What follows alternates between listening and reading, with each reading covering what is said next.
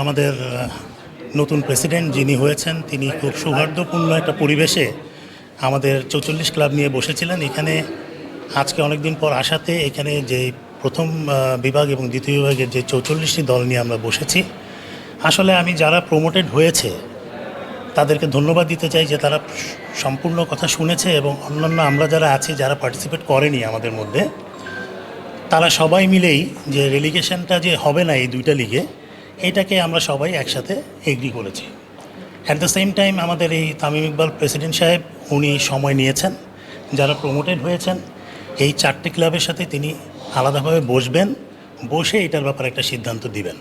তো যেহেতু তার আরও কী বলে অ্যাডভাইজার রয়েছেন, তাদের সাথে বসে বোর্ড মেম্বারদের সাথে বসে সব কিছুই তো একটা নিয়মের মধ্যে হবে, তাকে একটু সময় দেওয়া হয়েছে। উনি সময় চেয়ে নিয়েছেন আসলে আমাদের থেকে, তাই না?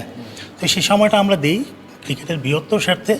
আমরা মাঠে ক্রিকেট যেহেতু চলে এসছে, প্রিমিয়ার লিগেরও একটা সম্ভাব্য একটা শিডিউল হতে যাচ্ছে, আমরা চাই ক্রিকেটটা মাঠে চলে আসুক, আমরা সবাই পার্টিসিপেট করি ক্রিকেটের বৃহত্তর সাথে, এটাই সিদ্ধান্ত হয়েছে।